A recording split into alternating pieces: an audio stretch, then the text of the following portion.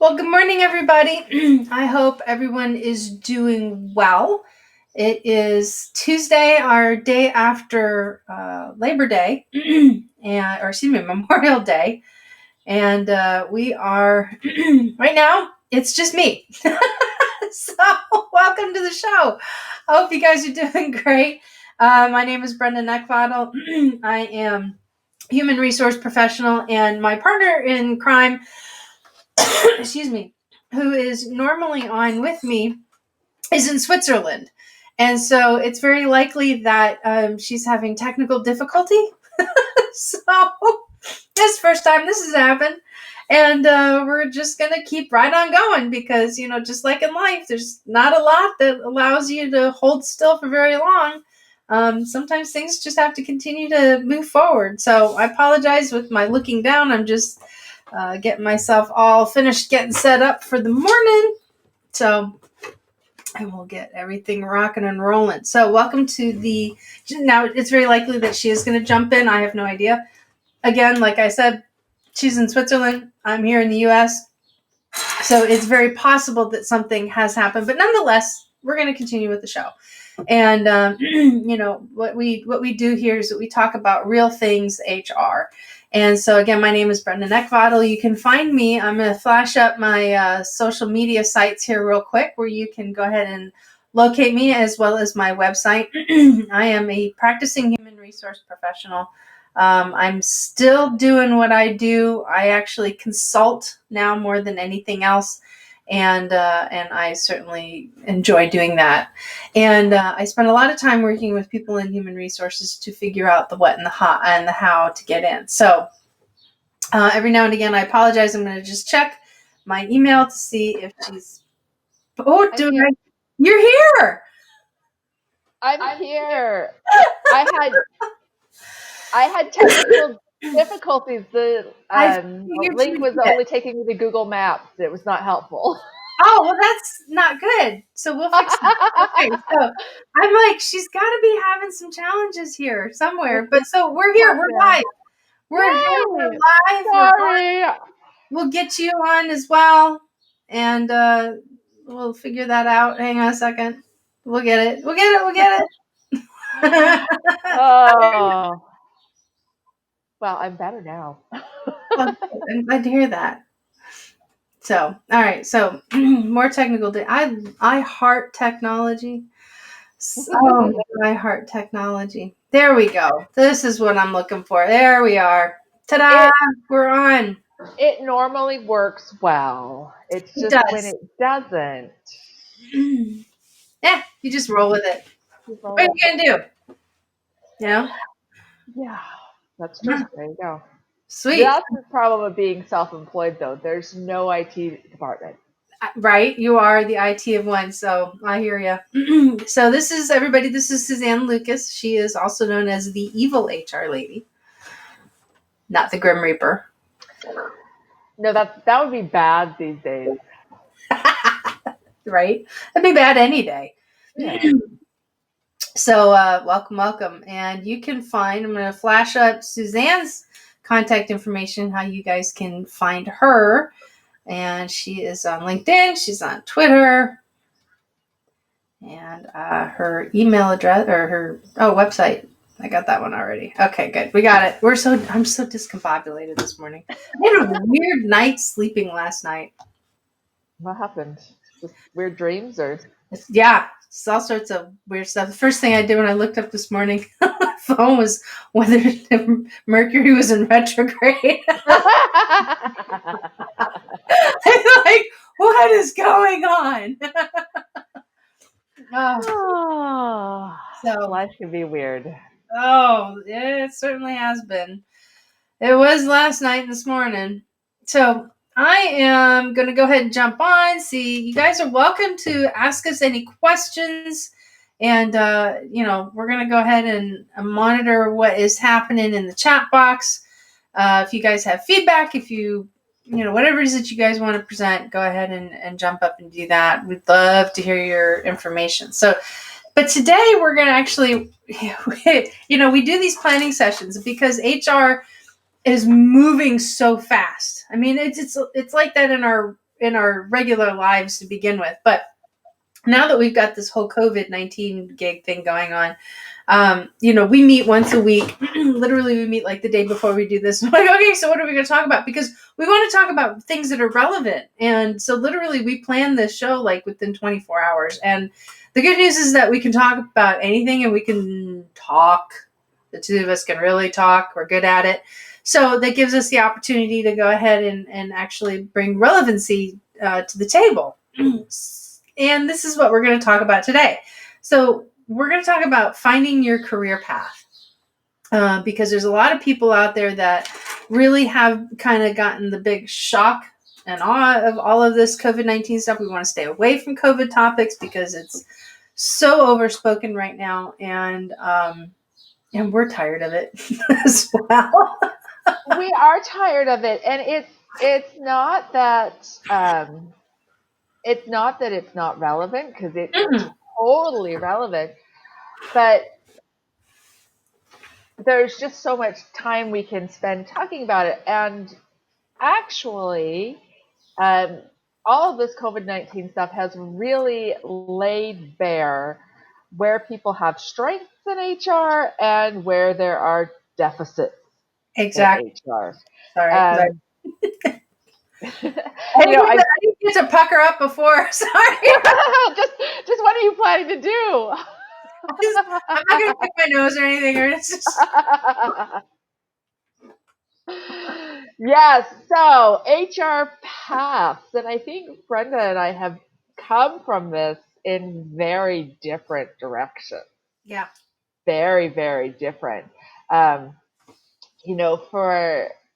me, for me, I came to HR out of grad school with a degree in political science, a couple of degrees in political science, which is not what I would recommend if you want to be in HR. But it worked for me. Oh, I understand. My background, I was actually working in the seat as an influencer, not as an individual with the ability to make decisions, but somebody that knew the system, knew where to find the answers. And as I did the job, and it was for my fourth Fortune 500 company that I had worked for at that time. And once I had learned how to do the job, I had made the decision in 2005 to go back to school. So then I learned the theology behind it. Right. I didn't have the theology ahead of time. And then the practical application. I was doing the practical application or learning it. And then I got the degree behind it. So it was really funny, is because I was like, oh, so that's how you do that. That's the reason why we do that. Cool. Yeah, I mean, I had been working in HR for, I don't know, many years before I got formal outside training in HR. Everything had been internal for me. And then I went through and I studied for and got my PHR. And that was really a helpful path for me. Because like you, I knew how to do a bunch of these things. I didn't know the laws behind them. Right. Right. And I was working for a huge company, so it wasn't like I was solo HR, which really, I think you need to have a broader background if you're solo HR. And it's always interesting to me that the big company jobs pay the most money, but the smaller company jobs is where you have the most responsibility and need the most knowledge. Yes. When I worked in big pharma, we had, I want to say 300 HR people. And so you were never alone. Right. There was always somebody to ask a question to. Yep. And we had on-site HR employment lawyers that were lovely, lovely people. And, there was never a time when you were like, oh my gosh, I got to cross my fingers and hope this is the right thing. I mean, there is always that when you're dealing one-on-one with a person. But in terms of being in compliance with all the millions of laws, there was never that because there was always somebody there Right. to act as an authority and to help you if you get in. And that's very different from an HR path where you jump in and you are the HR department. That's you. Just you. Good luck. Yeah. Sorry, I have a bird. It is one of those days. Mercury is in retrograde. I don't even know what that Oh means, my but gosh. But you're right. I mean, when you are in seat as an HR person of one, you have very limited resources. And it's funny because, I come from this Fortune 500 background, where I've gotten to see enterprise processes across the board. And I got to see, a lot of unique things that smaller companies would love to put in place, but either due to some form of resource constraint like time or money, they're unable to. right. So, um, but when I go, my consulting career, I went from being in Fortune 500. I'm still working for Fortune 500 at the time, but then I'm servicing small businesses. So I saw the other side of the coin real quick. And there was a lot of, how do you get access to the information? We don't know what we're doing. We don't know what direction. There is no education towards it unless you go back to school. And, all I want to find out is, do I have to pay an employee this way? And I really don't have 4 years to go back and find the answer. So, you know, I need it like by Friday because I got to run payroll. So it's very different mindset. And that's and that's why we wanted to bring some of this to the table. And we're likely going to be talking about this again in the future. But because it was really funny. We were rambling, going through this, and we're like, oh yeah, let's talk about this, and let's talk about this, and let's talk about, like, wow, this is going to be like a 7-hour show here in a second. And let's focus on one thing. I, So I promise it will not go 7 hours because I can't go that long without eating. I know, right? So I so have an empty candy wrapper on my desk. This is all I have, and it's empty. oh, well, at least Will it's not be contemporary. 7 hours. Yeah. No, there is though a lot of those things, and one of the things that I find with a lot of people that are asking questions is a lot of their questions are something that can be easily found by Googling, but only if you know the right words to Google. Yes. And one of the questions I get all the time from people is, am I required to take a break? And this is not an HR career path thing, but it's a general question. And it's really easy to find that within your state by Googling break laws plus your state name. But people don't know that. They don't know that's how they can find out the answer for that. They don't know that it's a state law versus a federal law. Right. They don't know whether it makes a difference whether you're 14 or 40. Those things all make a difference depending on your state, and they don't know. And there's a lot of that within HR as well. Um, a lot of people that come up, the way I did, which was my education wasn't in HR. It was in, as I said, political science, which taught me a lot about logic and reasoning and Mhm. bureaucratic hell, but nothing about FMLA or what an exempt versus a non-exempt employee. My very first HR job was as a temp in a compensation department, and I had to go to my boss and say, "What does exempt mean?" And I mean, she knew my background. She knew I didn't know. She wasn't like, "Oh my gosh, I've hired the stupidest person ever." I was a temp, and she explained it to me. She was lovely. I learned a ton from her. But a lot of people get thrown into these HR roles with about the background that I had, and without somebody to train and develop them. Yep. And so I will say, if you find yourself in an HR role and you don't have a degree in HR, you don't have a lot of experience in HR, absolutely start studying for your PHR or your SHRM certification. Even if you don't want to take the test, studying for it will give you those things will at least teach you what you don't know and where your limits are. And Yeah. that's something that's really important to know. I mean, one of the things that I always say whenever anybody asks me to uh, give a webinar or whatever, and they're like, "Do you have any topic ideas?" And I'm like, "I don't touch workers' comp. That's just, I don't. I don't do it. I don't do workers' comp. I know I don't know anything about it. I'm not interested in learning it. And so I don't do that. Please tell me But how you really feel. it's so complex, Brenda. I don't like workers' comp questions.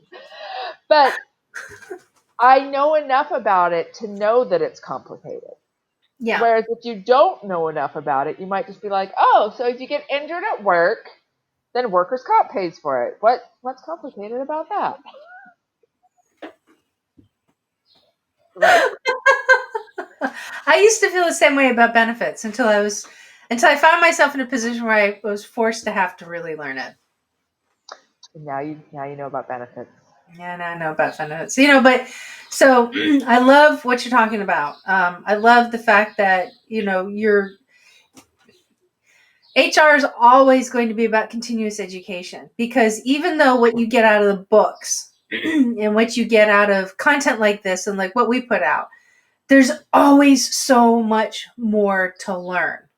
And one of the biggest things that I think people really need to constantly work on, for a couple of reasons, is in order for you to get the support that you need, in order for you to make sure that your efforts are calibrated in the right, and you're moving in the right direction, meaning that you're not just saying, hey, listen, I think we should do this, and it has absolutely nothing to do with the direction that the business is going in, is that you really have to develop a good working relationship with your boss.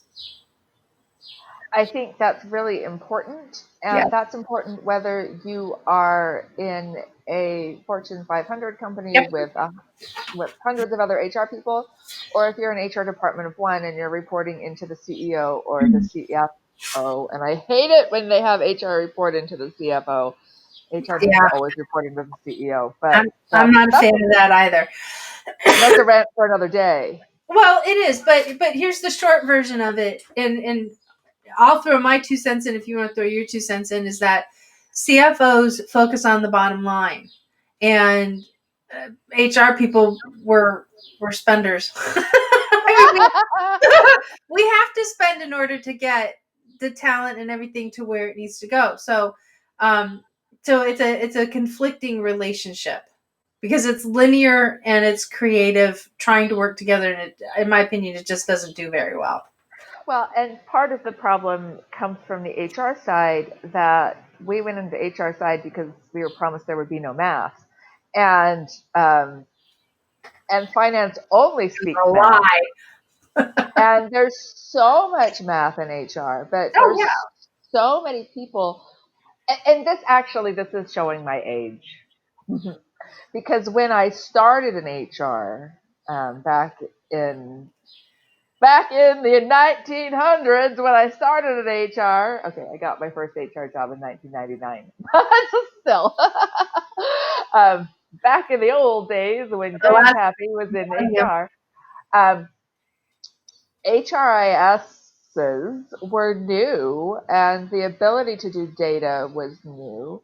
My first professional job in HR was as an HR data analyst, and this was in 1999, and I got the job because I could do statistics, because that's what I did learn in graduate school in political science, is how to do statistics. And within 6 months of starting this job, I'm such an HR newbie, and I'm speaking at the New York State Society for Human Resource Management convention because nobody else was doing these analytics. Nobody Yeah. was doing it. It was new, and here I am barely knowing what the difference between an exempt and non-exempt employee is, teaching all of these seasoned HR professionals the basics of statistical analysis. Um, and I look back on that now, I'm like, oh my gosh, that's crazy. But it wasn't crazy then, because I was the best person in the room for that, because it wasn't a thing. Yeah. Um, and now it is a thing. Yep. And now you would never expect to have a high level HR person at any size company not be able to speak that language of data. Do Yes. they need to be the one that runs the analysis? No. But do they need to be able to explain it to the finance person um, in a way that finance understands? Hmm. And the answer to that is yes. And we all need to be able to able to say, look, this is our return on investment. When we do this, our turnover drops by this, and that's a cost savings of that. We need to be able to say that so that we can get finance to listen to us. Because even though HR spends money, lots of money, um, we can save a company Yes. a lot more. But we Yes. have to be able to speak that now. Yeah, absolutely. And that's where your business acumen comes into play. And, the thing about HR is that if you haven't figured out yet, we can quantify anything in HR. I mean, we're dealing with people, but we can quantify everything. And a lot of people don't really realize that, especially, when you're, and again, I'm talking on the small business level. Why would small business want to spend a lot of time quantifying everything in HR? Well, you don't want to, but there are things that you do want to quantify. But going back to the thing is that the original point that I was starting to make is that in order for you to career path your way, you really have to have a good working relationship with your boss. So that way, like what Suzanne's talking, just tying it all together, if you have to put, numeric value to effort, that really is going to speak to a boss's language, because bosses do make decisions based off of time, result, and money. And they're looking for that return on investment. So you really have to be able to speak to it. Something too that I want to make sure that I call out is that I got like 4 points today. That was the first one. Second one I want to call out today is that your career mobility is not always going to be within the four walls that you're sitting in. And I'm not referring to stay at home work. I'm referring to the now hypothetical translucent walls of your organization as we're in age. But it really isn't. I mean, like I come from a background. I come from a blue collar town, post Korean War steel town. And over there we were taught you get a job and then you work your way up. And that's where you stay. And you have a full career and you retire with really good benefits and all that stuff. And that's not our environment today. But just understand that your career mobility isn't within your current office, likely. You're going to get different experiences by doing different things and working in different organizations. I don't recommend you flip every 18 months, because it takes you 18 months to get fully settled and comfortable. But, you know, when you're getting that feeling like you're ready to make a move and your organization isn't the organization to do it with, that's fine. Yeah, I think that's really important too. And the big thing with career paths, and this is for HR people and for everybody, is that nobody cares about your career path like you care about your career path. Yeah, it's If like no one you're, cares about your money like you do. It's the that's same true. principle. It is true. If you don't care about it, if you're not working towards it, no one else is going to be. And there was a situation in my own career. I moved to pharma, and right after I got hired, my boss got pregnant. And she was a super hardcore, my job is my life. And we were all like, what is Jenny going to be like as a mom? That's going to be weird. Like, cause she was super hardcore. So she has this baby and she doesn't want to come back. And that was, and she was like, I don't want to come back. And I work for a fabulous company. And so they said, take 6 months and then we'll reevaluate. Mm. And so during the time that she was out, her job duties were split between me and another. person.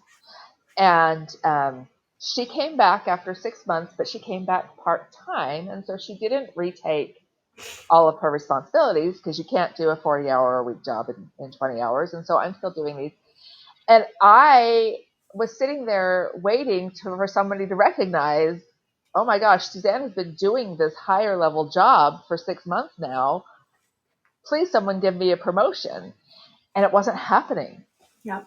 And I got frustrated and angry. And finally, I was on a one-on-one with my new boss, who was my old boss's boss. So anyway, and I just, because when I get upset, finally it just blurts out. And I said, I am not doing the work of a grade 10. And she said, oh my gosh, you're right. And I had my promotion within a month. The thing is that my boss was very, very busy. She was running a department. I want to say there was 30 people within our department, multiple layers. I was managing people at this time. And we were doing a lot of critical things. She was busy. It wasn't that she didn't think I didn't deserve the promotion. It just wasn't on her radar. Right. And as soon as I brought it up to her, she put in the paperwork and I had the promotion. I got the pay increase. I got the title increase. I got the salary band increase. I got everything I asked for, but I had to ask for it. Yes. Now, I do think eventually she probably would have noticed on her own and been like, oh gosh, because she was an awesome person. But it wasn't her priority. And I sat there getting angrier and angrier. What I should have done is months before said, hey, Jen's not going to come back in a full-time capacity, so I'm going to be keeping these responsibilities. Can we talk about my pay, title, and salary band? Yep. And I could have gotten my raise earlier if I had taken control of my own career. But I was waiting for somebody else to put that gold star on my forehead and be like, oh, look, Suzanne's doing a good job. I had to say it myself. Yeah. And once I did, it was fine. Now, that's not to say that anytime you tell your boss you deserve a raise, you're going to get one, because that ain't happening. No. But you're probably not going to get one if you don't bring it up. Right. Right. And, that's the thing is that, you're not, when I say that, you need your relationship with your boss is for one of those reasons. I mean, exactly what you're talking about. And in fact, you really spoke to something that I wrote. That's why I turned around and grabbed it. I am very fidgety on camera, and I'm sorry, but I am. It's just me. I'm very fidgety in general. I know, like I scratch my face and I drink stuff and put lip gloss and all that good stuff. I drink stuff.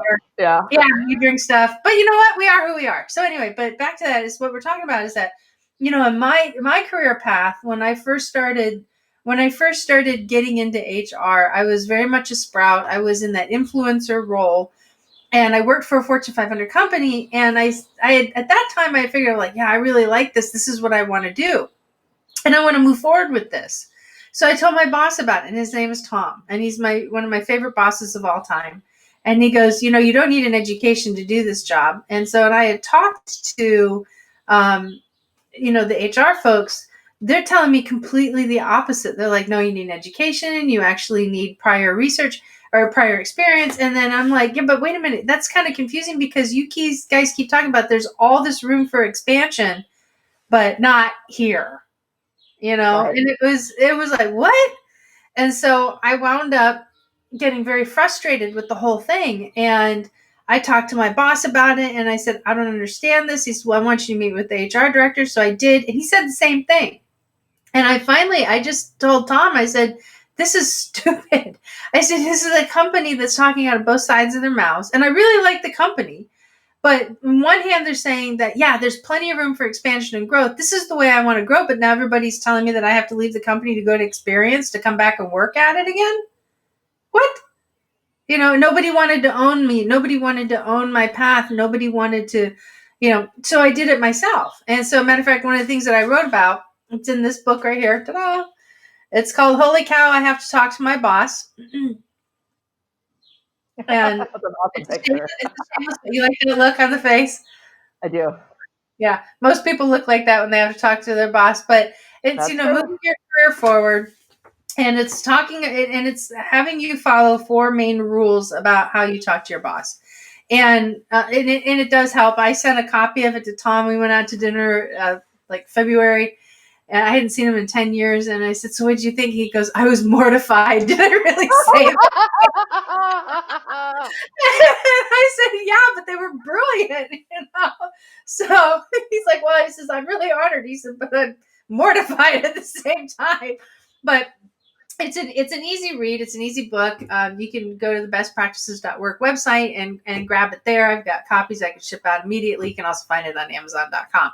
But nonetheless, it's all about exactly what I'm talking about. And I didn't expect to do that. So thanks for bearing with me on it. But you have to be able to work with your boss, because in this case, he was my biggest advocate. And if the HR team wasn't willing to take me on and help teach me how to do quality HR in the company, he was the one that was starting to say, "Okay, so that sucks. Let's focus in on this." And let's Right. focus on this. And eventually what happened is that I actually moved to the corporate office and worked for a different department that gave me another angle at HR. And, company had to downsize, which is fine. But you know what? It's what gave me the experience to be able to path my way into my dream job. So life does not run in a straight line. It does not run in a straight line. And if I look back at my career, I am not a straight line kind of a person. Um, and, for me and my career, as I said, I started out as a temp in an HR department and I learned everything on the job. Um, I had the fortune of having my very first professional job be with Wegmans, which anybody on the East Coast knows is the best supermarket in the entire world. Yes. And they're always in the top 10 of the best companies to work for it. And I want to say I filled out the paperwork for that survey at more than one company. And that's the one you can trust because they verify and they speak to employees. A Yeah. lot of a lot of those surveys are filled out by people in the public relations department and they don't verify anything, so it's all BS. But And just to anyway, be clear, what you're referring to is the Fortune 100 best companies to work for. but yes, the Fortune Right. 100 best companies to work for. Right. And so I was trained really, really well, and then I moved to pharma and was in an out had an outstanding boss. But my path didn't go smoothly either. I talked about my boss, who we were all sure would be back 2 weeks after giving birth because that was just her thing. And then she came back in 6 months and then worked part time for another year and then had another baby and worked. She has 4 kids now, but she also runs a consulting company and she's hardcore in everything she does. So that's another thing. Anyway, I was the person that was going to be a stay at home mom, right? That was my plan. And so I told my boss when I got pregnant with my oldest daughter, my only daughter, that I was going to quit after the baby was born. And 16 years later, I'm still working because turns out babies are boring. So We'll after keep she that a was, little secret. shush. I mean, they are so cute, but my goodness, they are boring. And I kept in contact with my boss when I had the baby, and she was like, "Hey, would you like to do this project for me?" And I was like, "Yes, please." And so I did project work for her for a year, and then I went back to the office. So and this is why I always tell people don't plan when you're pregnant because I mean, I was never going to work again. I was going to have this baby and I was going to like homeschool. you know? And my boss, who was going to be there 2 weeks after giving birth, because what would you want to do with a baby?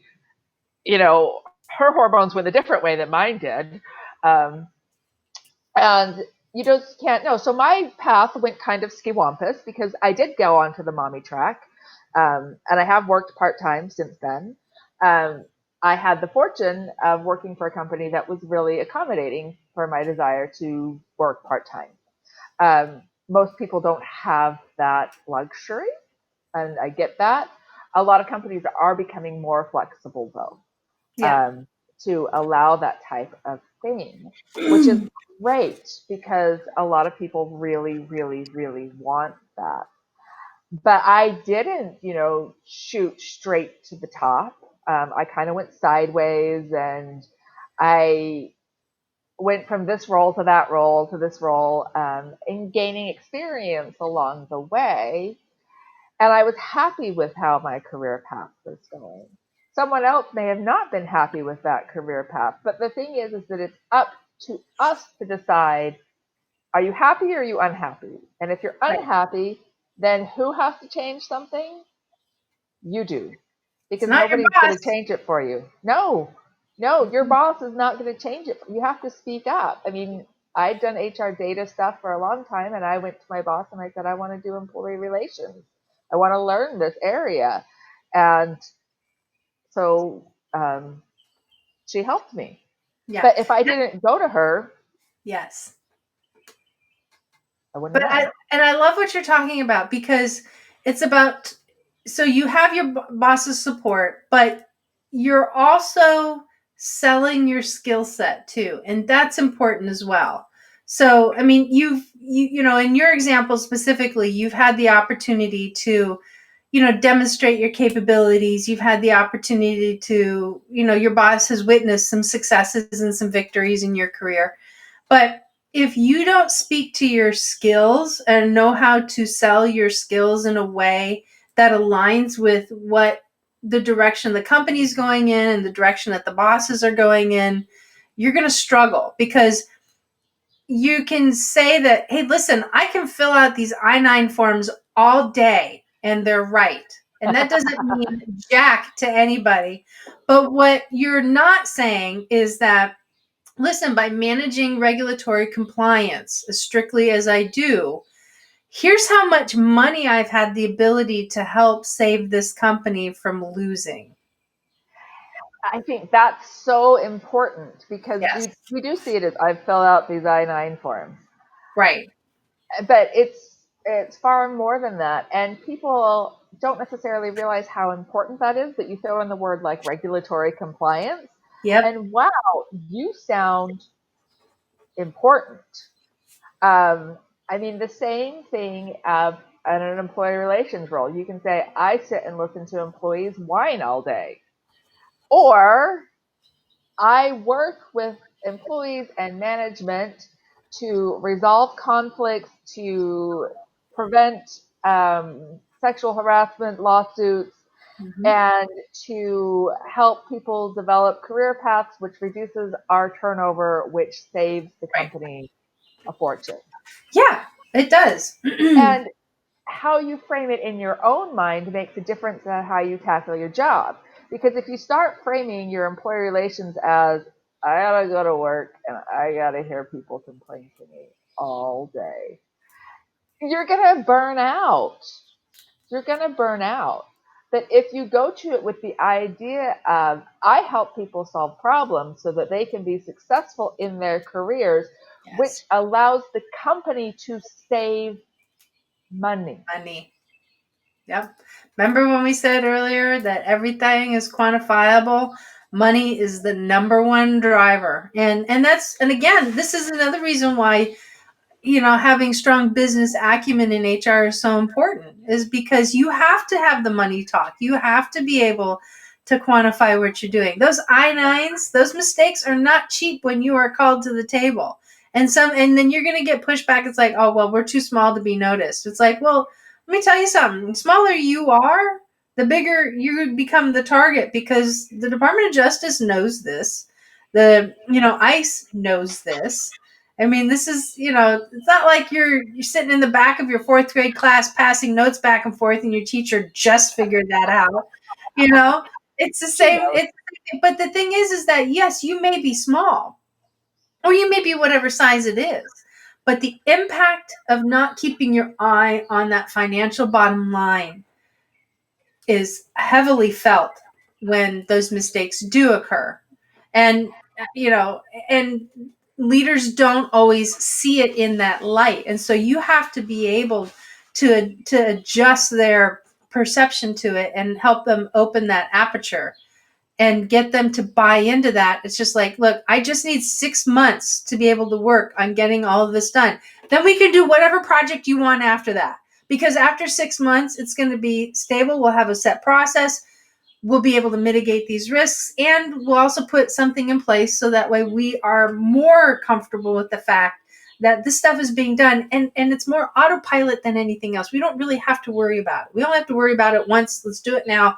Rip the Band-Aid off the hairy arm and let's just get it done. Absolutely, absolutely. And it's being able to speak to the value of what you do. And this is something that HR generally stinks at. Because we like people, right? We like people. Most of And us do. we used to like people. No, I really like people. Um, There are days we don't. there are days we don't. There are days, when you tell someone, yes, you're going to be fired for sending naked pictures of yourself to coworkers. No, it doesn't make a difference that they were professional model shots. You were still naked in them. You were losing your job. Anyway, um, that something that we need to be able to quantify and speak to. And HR is still largely women. Mm-hmm. And you see, well, a lot of the leadership is men. Well, what's the difference between men and women when it comes to work? One of those things is men are risk takers, where Yes. women tend not to be. And men are willing to toot their own horns, where women are not. Men apply for jobs that they're not qualified for, whereas women want to be completely qualified before they make that jump. And we know this, right? And most of us know this information because if you're educated in HR, you know these things, and we try to look out for them in our people, but we need to look out for them in ourselves and be like, hey, I want to get promoted, so I'm going to apply for this position that I'm only 60% qualified for. Right. And it's going to be a stretch, but your male coworker is also applying for it who's only 60% qualified. Whereas we would take ourselves out as a female. Oh, wait, I need to get, these more skills. I need to get the certification before I apply for it. And meanwhile, our male coworker has gotten it and we go, hey, that's unfair. That's sexist. Well, he applied for it and you didn't. So there's got to be that taking responsibility, tooting our own horns. Look what I have done. Yes. And this isn't something I really learned until I left corporate HR and started to work for myself. And then suddenly I had people saying, how much do you charge? And I'm like, I don't know. And you had to figure all that out. How much do I charge? How much am I worth? And the first time I asked someone for $300 to write something for them, I was like on the edge of my seat. I was so sure they would be like, I was going to offer you 25. And you know what they said? Oh, okay, that sounds great. And I was like, what?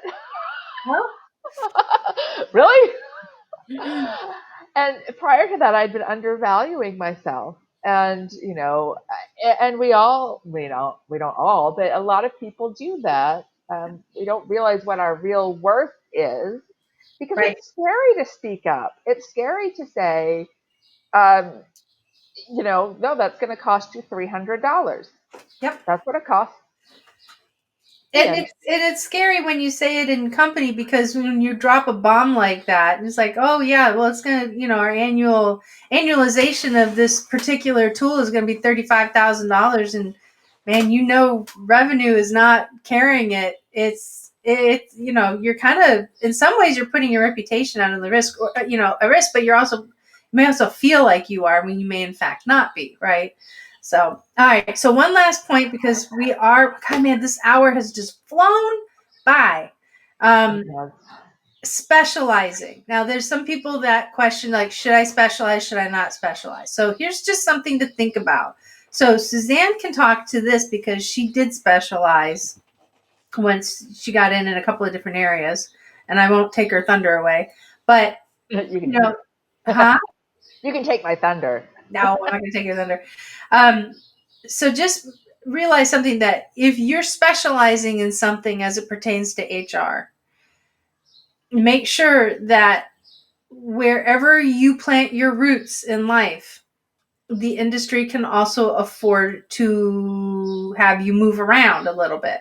So if you're specializing in things like compensation analysis for large companies or benefits administration for large organizations, and you live in Dubuque, Iowa, that's going to be a problem. Yes, yes, it will. Unless you want to leave Dubuque, in which case it won't. But if you Or want if to you're stay not in, there, right, or if you're not in a position to leave a small town like Dubuque, Iowa, you're not going to have big companies there to where you excel, or where you've got the potential to excel, and you have to find that level of flexibility. and I think this is very important with the specialization because, as you said, I did specialize, and now I'm much broader, but I did specialize. And I've been thinking a lot about moving back to the United States. And I would like to move back to my hometown. Mm-hmm. And I grew up in a smallish city. It's much bigger now than it was when I grew up there. But their large employers are there's a university, a hospital, a school system.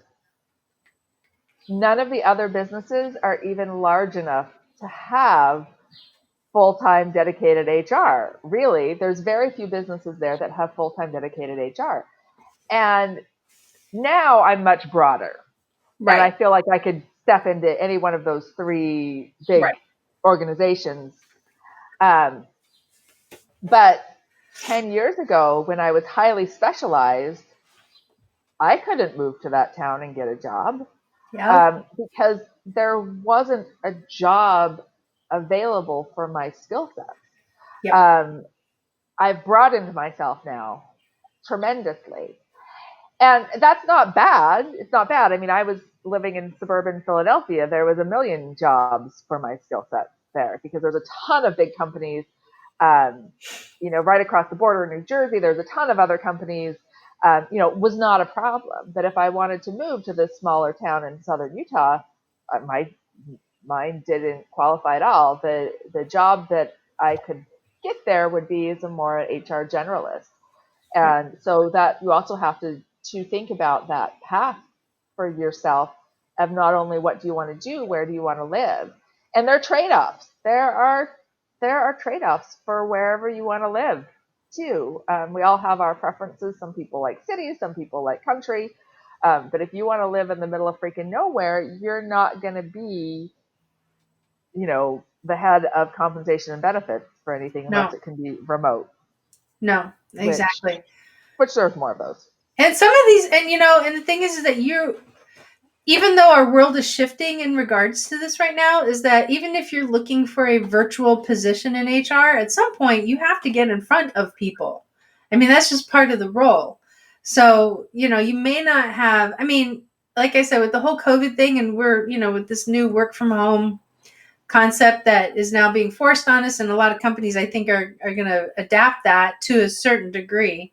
Um, it's still, when we're finally able to spend more time in front of one another, it's going to, it's going to make a difference. So if you're, if you're living in Switzerland and your company is based out of Chicago, I mean, they're probably not going to be flying you back and forth every week. That would be my guess. They are not. They are not. Dang it. Actually, that's the last thing I want to do is fly back and forth every week. But to your point, staying here and focusing on the US has been a choice. Yes. Um, and there have been so many speaking engagements I've had to turn down because they're not willing to pay to fly me across an ocean. And I certainly can't take a loss Right. um, to, and that kills me because speaking is my favorite thing in the world. And I love to give talks and I love to go to conferences and do all that stuff. Um, and I do within Europe, but because my specialty is in the United States, getting across that ocean, man, it's tough. But that's again a choice Yeah. that that I've made, and so there are consequences Yes. to that. And that's another thing in your career path. You have to think about the choices that you make and the consequences Yes. of that. You know, there are different paths, and they're all okay as long as they're legal. Then it's okay. You don't have to stay on that. And one of the fun things that I like about LinkedIn, I've made a ton of friends. That's how I met Brenda, is on LinkedIn. But I see my old coworkers pop up, and there's a zillion different paths. There Yep. are people that still work in the same company where I met them. 20 years later, they're still there, and they've been promoted along the way, and that's great. There are a woman that I worked with that was the head of diversity. She left corporate world altogether and was a photographer for a while, and now she's back in corporate life. You know, it's just like wherever you go, there's these different paths, and they're all okay. You know, as Yep. long as you're paying your bills and you're following the law, then if you want to stop being an HR person and be a photographer, go for it. There are people that have moved into operations, and we were going to talk more about operations and the importance of that in your HR career, and we're running out of time. Let me just say that it's really hard to advise people on how to run their business if you don't understand the business. Yes.